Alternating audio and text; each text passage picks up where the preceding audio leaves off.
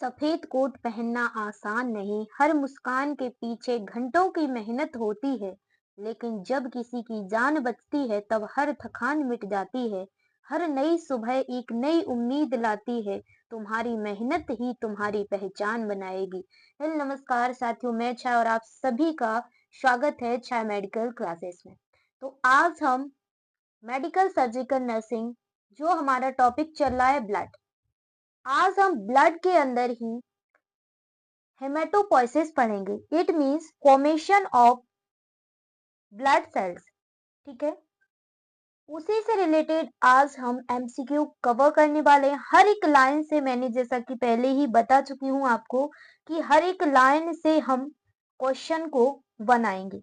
तो चलिए आज के इस बेहतरीन सेशन को स्टार्ट करते हैं। उससे पहले आप सभी से रिक्वेस्ट है, अगर चैनल पर नए हैं चैनल को जरूर सब्सक्राइब करें और अपने फ्रेंड्स के साथ भी इस क्लास को जरूर भेजें। ये क्लास डेली आपकी 8 AM पर चलती है, आप सभी लोगों को पता होगा। चलिए आज की इस क्लास को स्टार्ट करते हैं। आज की क्लास का फर्स्ट क्वेश्चन है, do mature red blood cells have a nucleus. क्या पूछा गया है कि जो आपकी रेड ब्लड सेल्स होती हैं, जब वो मैच्योर होती है, कैसी होती हैं? मैच्योर होती। मैच्योर का मतलब है कि वो अब अपने वर्किंग फेज में है, मतलब कि मैच्योर आरबीसी है, वो अपना पूरा काम करेगी। अगर इमेच्योर है तो वो अपना वर्क पूरा नहीं कर पाएगी। तो क्या पूछा है कि जो मैच्योर आरबीसी होती है उसमें न्यूक्लियस प्रेजेंट होता है या फिर नहीं। ध्यान रखना, जो मैच्योर आरबीसी होती है उसमें न्यूक्लियस प्रेजेंट नहीं होता है, कुछ इस प्रकार से होती है।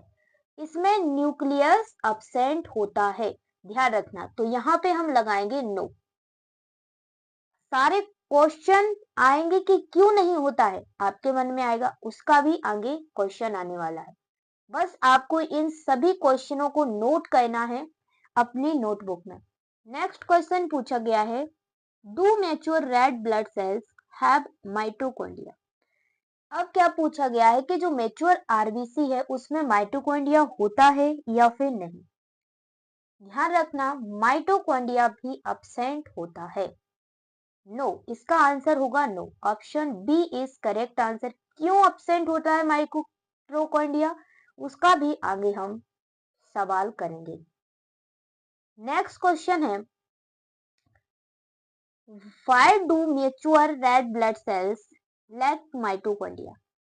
क्या पूछा है कि परिपक्व आरबीसी में माइटोकॉन्ड्रिया क्यों नहीं होता है। आ गया ना, क्यों नहीं होता, किस कारण। ऑप्शन ए दिया गया है, ऑक्सीजन की खपत कम करने के लिए, to reduce oxygen consumption. Second दिया गया है, to increase flexibility for movement, गति के लिए, लचीलेपन को बढ़ाने के लिए। नेक्स्ट दिया गया है, to provide more space for haemoglobin, haemoglobin के लिए अधिक स्थान प्रदान करने के लिए। यस, ये तीनों ही करेक्ट ऑप्शन है, इसलिए option D is correct answer, all of the above. इसलिए माइटोकॉन्ड्रिया एब्सेंट होता है। आई होप आप सभी लोगों को समझ में आ गया होगा। नेक्स्ट क्वेश्चन है, how do mature red blood sales generate energy without mitochondria. आपके मन में ऑप्शन उठा होगा कि जब माइटोकॉन्ड्रिया नहीं है तो फिर एनर्जी कहां से आता होगा। तो ध्यान रखना, माइटोकॉन्ड्रिया जब आरबीसी में एब्सेंट होता है तो उस टाइम जो आरबीसी है वो ग्लाइकोलाइसिस प्रोसेस द्वारा, ठीक है, एनर्जी उत्पन्न करती है। ध्यान रखना, option A is correct answer. Next question है, do mature red blood cells RBC have DNA. क्या पूछा गया है कि परिपक्व जो आरबीसी है उसमें डीएनए होता है या फिर नहीं होता है। ठीक है, होता है या फिर नहीं होता है। ध्यान रखना, जो मैच्योर आरबीसी होती है उसमें डीएनए एब्सेंट होता है, तो option B is correct answer हो जाएगा। नेक्स्ट क्वेश्चन है, क्या पूछा है, why do mature red blood cells RBC lack DNA.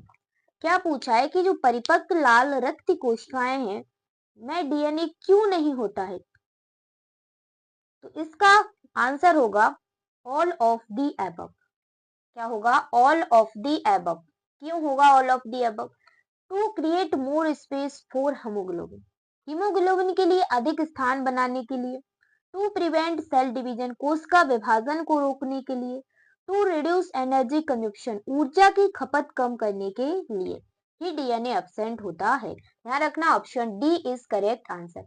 I hope आप सभी लोगों का एक एक पॉइंट क्लियर हो रहा होगा, ये मैं उम्मीद कर सकती हूँ। ठीक है, नेक्स्ट क्वेश्चन है, do mature red blood cells RBC have Golgi apparatus? क्या पूछा गया है कि परिपक्व यानी मैच्योर आरबीसी में गोल्जी अपैरेटस होता है या फिर नहीं। ठीक है, तो इसका करेक्ट आंसर होगा नॉट। गोल्जी अपैरेटस भी एब्सेंट होता है मैच्योर आरबीसी में। ठीक है, इसका करेक्ट आंसर है ऑप्शन वी। ठीक है, ध्यान रखना। नेक्स्ट क्वेश्चन है, what gives red blood cells RBC their red colour? क्या पूछा है कि जो आरबीसी है उनका रंग लाल क्यों होता है, किसके कारण? अब सभी लोगों को पता होगा, चुप्पू सा क्वेश्चन है। एचबी के कारण इसका कलर कैसा होता है? रेड होता है, हीमोग्लोबिन की वजह से।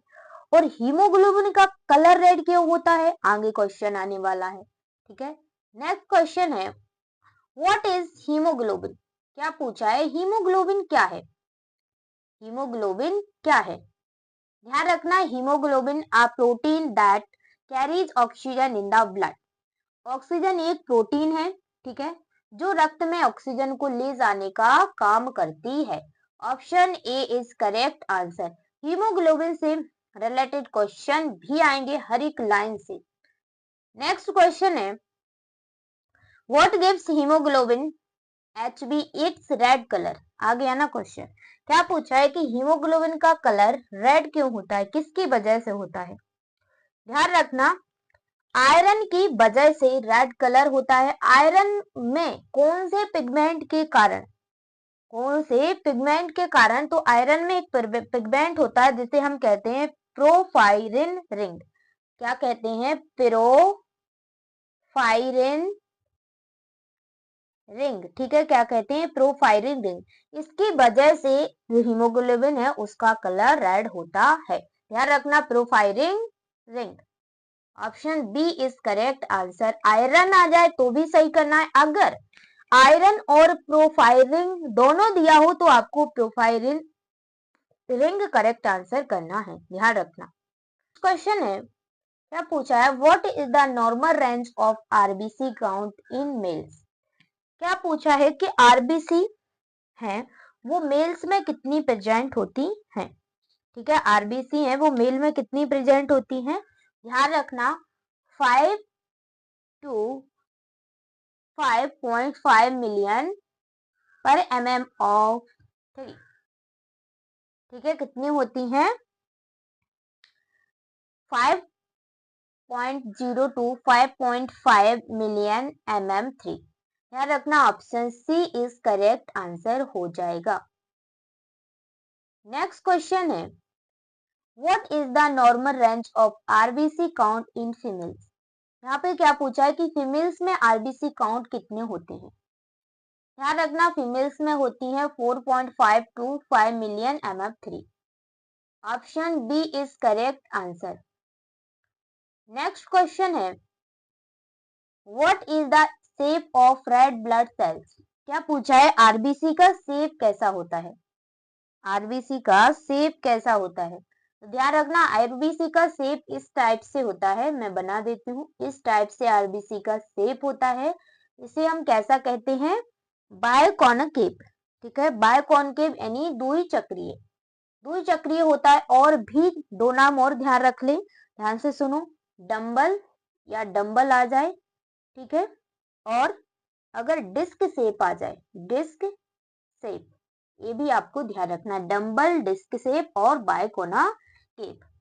नेक्स्ट क्वेश्चन है, what is the normal diameter of red blood sales?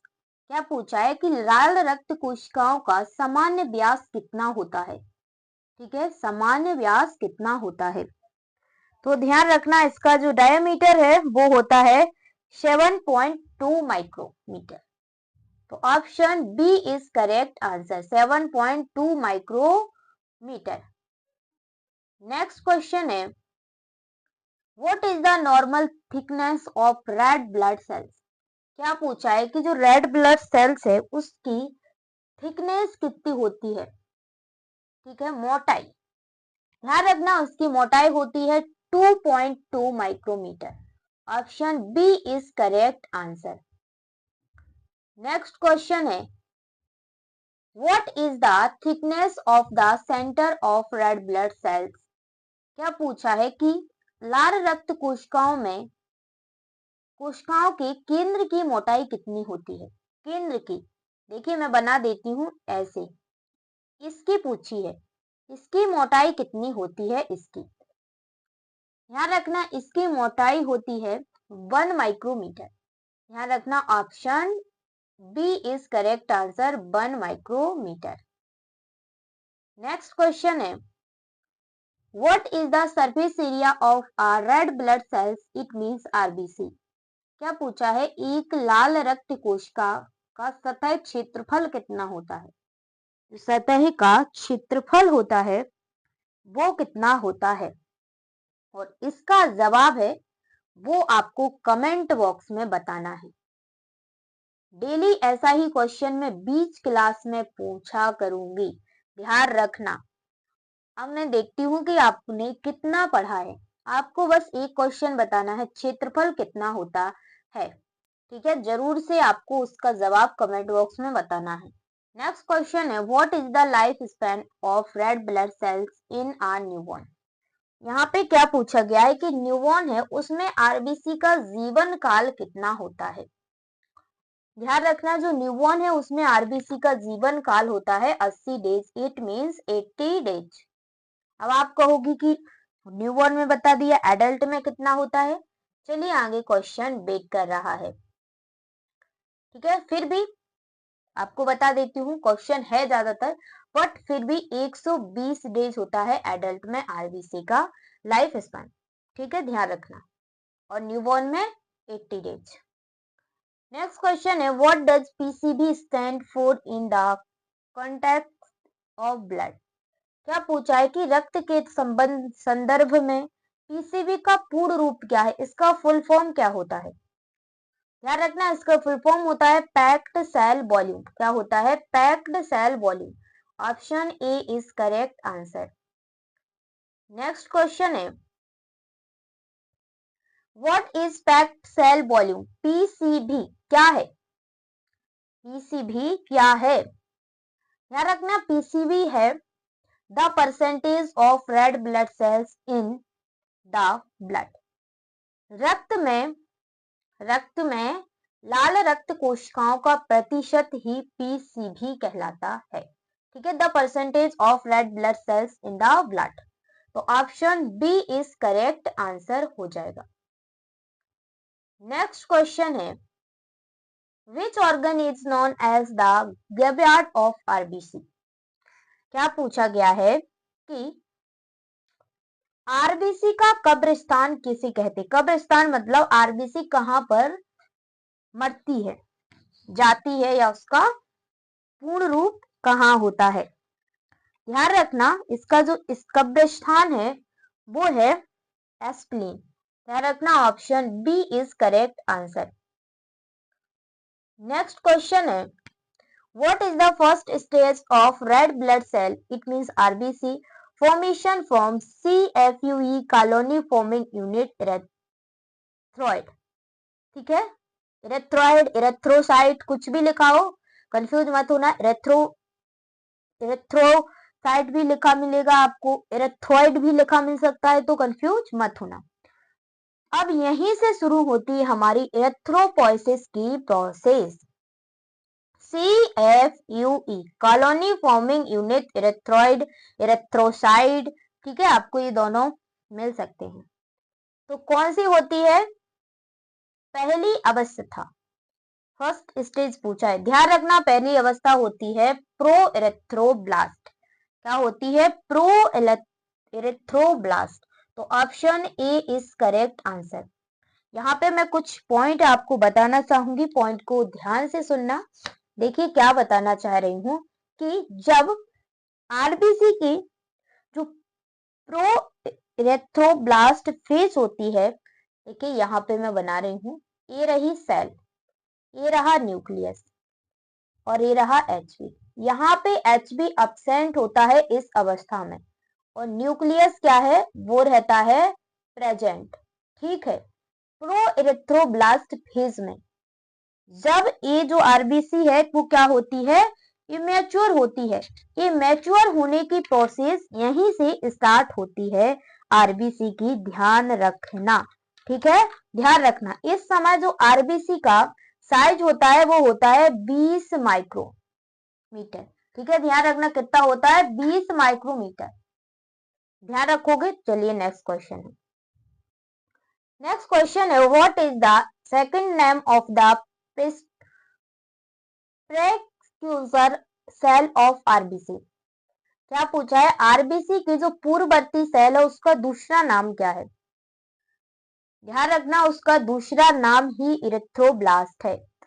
ठीक है, फर्स्ट स्टेज को ही हम प्रिकोसर स्टेज कहते हैं। क्या कहते हैं, प्रिकोसर स्टेज कहते हैं। तो option A is correct answer हो जाएगा। नेक्स्ट क्वेश्चन है, ध्यान जरूर रखना कि इस अवस्था में जो आरबीसी है, ठीक है, उसमें न्यूक्लियस प्रेजेंट होता है, हीमोग्लोबिन बिल्कुल अब्सेंट होता है। यहाँ पे हीमोग्लोबिन बिल्कुल भी नहीं होता है फर्स्ट स्टेज में। सेकंड स्टेज जब मैच्योर होने की स्टार्ट होती है उसमें थोड़ा थोड़ा हीमोग्लोबिन आना स्टार्ट हो जाता है। फर्स्ट स्टेज में बिल्कुल भी नहीं होता है, ध्यान रखना। नेक्स्ट क्वेश्चन है, what is the megaloblast. Megaloblast क्या है, क्या पूछा है, मेगालोब्लास्ट क्या है। ध्यान रखना मेगालोब्लास्ट क्या है, a large abnormal immature red blood sales है, एक बड़ा असमान अपरिपक्व रक्त कोशिका है। ठीक है, एक असमान यानी इमेच्योर है, कैसी है, इमेच्योर है। और इसी को मेगालोब्लास्ट को ही हम प्रोइरेथ्रोब्लास्ट कहते हैं। ध्यान रखना इसको फर्स्ट स्टेज है ना उसी का ये दूसरा नाम है मेगालोब्लास्ट। तो option A is correct answer. ये कैसी होती है, एक बड़ी होती है और असमान और लाल रक्त कोशिका है। ठीक है, अमेच्योर है और अपरिपक्व है। ध्यान रखना option A is correct answer. इसी टाइप के क्वेश्चन आपको देखने को मिलेंगे, इसलिए आप क्वेश्चन प्रैक्टिस ज्यादा से ज्यादा करें। मैं यहाँ पे हर एक लाइन से क्वेश्चन बना के लाई हूँ। आप लोग बुक उठा के या कोई जो भी आप बुक या नोट्स पढ़ते होंगे, आपको लग रहा होगा कि हर एक लाइन से क्वेश्चन यहाँ पे बना है। नेक्स्ट क्वेश्चन है, what is the other name for yearly normoblast. क्या पूछा है कि नॉर्मोब्लास्ट का दूसरा नाम क्या है। पहले तो ये समझ लो कि नॉर्मोब्लास्ट है वो सेकंड फेज है। ठीक है, जब मैच्योर आरबीसी की जो हम फेज पढ़ रहे हैं ना, स्टेज पढ़ रहे हैं, उसकी ये सेकंड फेज है। ठीक है, कौन सी, ईयरली नॉर्मोब्लास्ट। तो option B is correct answer. Basophilic normoblast भी इसको कहते हैं। ध्यान रखना option B is correct answer. ठीक है, नेक्स्ट क्वेश्चन है और यहाँ पे कुछ पॉइंट ध्यान रख लो। यहाँ पे दूसरी स्टेज में, सेकंड स्टेज में हीमोग्लोबिन आ जाता है। ठीक है, ध्यान रखना हीमोग्लोबिन आ जाता है और जो न्यूक्लियस का साइज है वो 15 माइक्रोमीटर हो जाता है। ठीक है, और जो न्यूक्लियस होता है वो स्टार्ट टू डिसएस्पेरिंग फेज में होता है। ठीक है, इस प्रकार से न्यूक्लियस होने लगेगा। ठीक है, फिर धीरे धीरे ये न्यूक्लियस क्या है, समाप्ति की फेज में चला जाएगा। नेक्स्ट क्वेश्चन है, what happens to the nucleus size during the maturation of red blood cells. क्या पूछा है कि आरबीसी के परिपक्व होने के दौरान न्यूक्लियस के आकार में क्या परिवर्तन होता है। जब आरबीसी परिपक्व होने के दौरान, जैसे आरबीसी इमेच्योर से मैच्योर फेज में जा रही है, तो न्यूक्लियस क्या घटेगा या बढ़ेगा, या समान रहेगा या फिर बहुनाभिकीय बन जाएगा। ध्यान रखना न्यूक्लियस का आकार क्या है, छोटा हो जाएगा, ठीक है, ये घटता है। और फिर जब आरबीसी मैच्योर हो जाएगी बिल्कुल, तो पूरी तरीके से ये समाप्त हो जाता है। ध्यान रखना, तो यहाँ पे option C is correct answer, decrease होगा। पूछा है what is the other name of intermediate normoblast. क्या पूछा है कि इंटरमीडिएट नॉर्मोब्लास्ट का दूसरा नाम क्या है। ध्यान रखना, जो इंटरमीडिएट नॉर्मोब्लास्ट है, ये आरबीसी की जो प्रोसेस है मैच्योर होने की, उसकी ये थर्ड फेज होती है, ठीक है, कौन सी, तीसरी अवस्था होती है। और इसको हम एक और नाम से जानते हैं, वो है पॉलीक्रोमैटिक नॉर्मोब्लास्ट, ठीक है। ध्यान रखना, option C is correct answer हो जाएगा।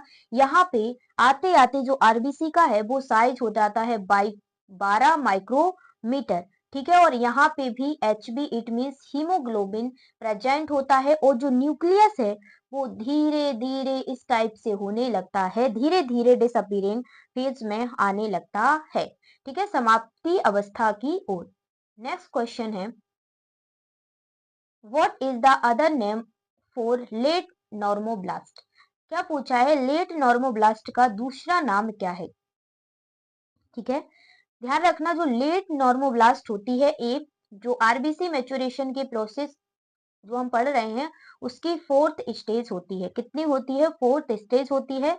इस अवस्था तक आते आते आरबीसी का जो साइज है वो 10 माइक्रोमीटर हो जाता है, और जो न्यूक्लियस है अब इस टाइप से बचता है बस, ठीक है, दिस अपियरिंग फेज में आ रहा होता है, और ये उसकी समाप्ति की बिल्कुल लास्ट ही स्टेज होती है, ध्यान रखना, ठीक है। और एचबी भी प्रेजेंट होता है। तो क्या पूछा है कि इसका दूसरा नाम क्या है। ध्यान रखना, इसका दूसरा नाम है orthochromatic normoblast. Orthochromatic normoblast, option D is correct answer हो जाएगा। अब नेक्स्ट क्वेश्चन है what is are reticulocyte. Reticulocyte क्या है। ध्यान रखना, रेटिकुलोसाइट है ये जो हम प्रोसेस पढ़ रहे हैं उसकी लास्ट स्टेज होती है, यानी कि फिफ्थ स्टेज होती है, ठीक है। इस अवस्था में आरबीसी का जो साइज है वो 8 से 10 माइक्रोमीटर हो जाता है, और यहाँ पे ध्यान रखना न्यूक्लियस पूरी तरीके से समाप्त हो जाता है, ठीक है। और हीमोग्लोबिन है वो थोड़ी अधिक मात्रा में यहाँ पे प्रेजेंट हो जाता है, ठीक है, ध्यान रखना। इसका करेक्ट आंसर हो जाएगा an immature red blood cell. फिर भी ये इमेच्योर रेड ब्लड सेल्स होती है। अब यहीं से इसी फेज से हमारी आरबीसी है वो मैच्योर होती है, ठीक है, ध्यान रखना, इसका option A is correct answer हो जाएगा। ध्यान रखना, यहीं से आरबीसी है वो मैच्योर फेज में जाती है। अब इसी रेटिकुलोसाइट से, ठीक है, मैच्योर इरेथ्रोसाइट का निर्माण होता है, मैच्योर इरिथ्रोसाइट का निर्माण होता है। अब जब मैच्योर इरिथ्रोसाइट, जब आरबीसी मैच्योर होती है, तो इसकी जरूरत के लिए क्या क्या आवश्यक होता है, उसके लिए vitamin B 12, intrinsic factor and folic acid की आवश्यकता होती है। अगला क्वेश्चन यही है which factor are essential for the maturation of red blood cells. क्या पूछा है, लाल रक्त कोशिकाओं के परिपक्व होने के लिए कौन से कारक आवश्यक होते हैं। तो कौन कौन से होते हैं, vitamin B 12, folic acid and intrinsic factor. यहाँ पे इंट्रिंसिक फैक्टर और ऐड कर लेना, इंट्रिंसिक फैक्टर, ठीक है। तो option A is correct answer हो जाएगा। नेक्स्ट क्वेश्चन है व्हाट इज इरेथ्रोपोइटिन। ईपीओ क्या है, इरेथ्रोपोइटिन क्या है। ध्यान रखना, ये erythropoietin a hormone that stimulate red blood cell production. ये क्या करता है, एक हार्मोन है जो कहां से, किडनी से, ठीक है, किडनी से रिलीज होता है। और ये लाल रक्त कोशिकाएं जब उत्पन्न होती हैं उस समय रक्त कोशिकाओं के उत्पादन को क्या करता है, उत्तेजित करता है, इट मींस स्टिमुलेट्स करता है। तो option A is correct answer, और इरिथ्रोपोइटिन हार्मोन किडनी के द्वारा सीक्रेट होता है, ध्यान रखना। नेक्स्ट क्वेश्चन है If the kidney are not functioning properly, how will it affect erythropoietin EPO production? क्या पूछा है कि यदि किडनी सही से काम नहीं कर रही तो इससे ईपीओ के उत्पादन पर क्या प्रभाव पड़ेगा? इरिथ्रोपोइटिन, ऑब्वियसली सी बात है, जब किडनी काम नहीं करेगी तो इरिथ्रोपोइटिन का जो उत्पादन है वो कम हो जाएगा। ठीक है, तो ईपीओ का उत्पादन क्या है, कम हो जाएगा। नेक्स्ट क्वेश्चन है if the kidney are not producing enough erythropoietin what can be done to stimulate red blood cell production? क्या पूछा है, यदि गुर्दे पर्याप्त इरेथ्रोपोइटिन का उत्पादन नहीं कर रहे हैं तो लाल रक्त कोश का उत्पादन को उच्चीकृत करने के लिए क्या किया जा सकता है? ध्यान रखना, उसके लिए आपको इरिथ्रोपोइटिन इंजेक्शन देना पड़ेगा, आयरन सप्लीमेंट देना पड़ेगा और रक्त आधान यानी कि ब्लड ट्रांसफ्यूजन भी करना पड़ सकता है। इसलिए इसका करेक्ट आंसर हो जाएगा ऑप्शन डी। नेक्स्ट, तो आज की क्लास अपनी यहीं पर खत्म होती है। आज की क्लास कैसी लगी है कमेंट बॉक्स में जरूर बताइए। कल की जो हमारी क्लास होगी उसमें हम, ठीक है, कल की जो हमारी क्लास होगी उसमें हम हीमोग्लोबिन को पूरा कंप्लीट करेंगे एमसीक्यू फॉर्म में। ठीक है, ऐसे ही करके हम सारा ब्लड का चैप्टर खत्म करके फिर दूसरे जो चैप्टर है उसकी एमसीक्यू टेस्ट सीरीज ऐसे ही कंटिन्यू चलाते रहेंगे। तो अगर क्लास पसंद आई हो तो कमेंट में जरूर बताइएगा। Thank you for this watching video and मिलते हैं नेक्स्ट क्लास में। तब तक के लिए जय हिंद जय भारत। अगर चैनल पर नए हैं जरूर चैनल को सब्सक्राइब करो क्योंकि यहाँ पे मैं हर एक लाइन से एमसीक्यू बना के लाती रहती हूँ। धन्यवाद, पढ़ते रहिए और हमेशा हेल्दी रहिए।